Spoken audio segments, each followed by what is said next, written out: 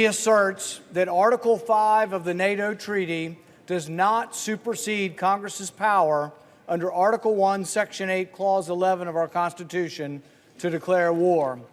According to our Constitution, we resort to war only after the people's elected representatives deliberate and determine that it is in our best interest. My amendment is also consistent with the NATO Treaty.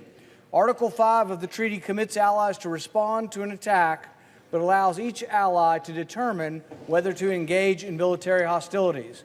Article 11 of the NATO Treaty states its provisions are to be carried out by each country's constitutional process. We cannot delegate our responsibility to NATO, nor are we expected to.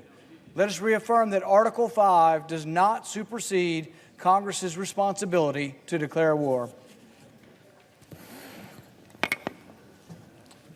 Mr. President. The senator from New Jersey. I rise in opposition. Senator Paul's amendment is both entirely unnecessary, but worse than that, it's dangerous.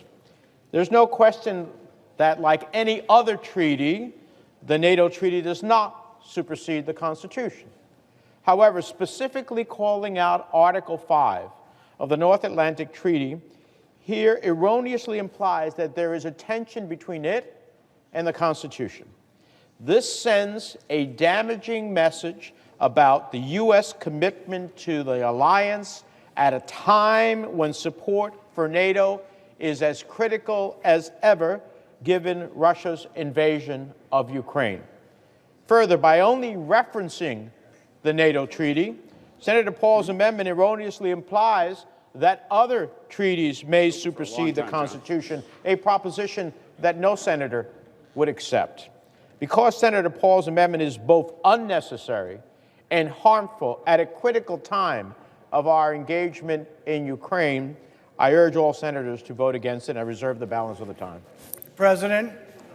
Senator from Kentucky. How much time do I have remaining? Minute remaining. I think it should be an easy vote to affirm the Constitution. To vote against affirming the Constitution actually places doubt in the Constitution. The power to declare war is the most important power and the most important vote that any legislator will ever entertain. Why is this important? Because in 2001, people voted to go to war, and this body still thinks that that vote binds us to war with no further vote. We do need to reaffirm the power and the necessity of declaring war because we are ignoring it by continuing to be involved in military activity and war around the globe without ever having voted on it as we are mandated by the Constitution. Mr. President, is there any time remaining on our side? 53 seconds remaining. Senator from Rhode Island.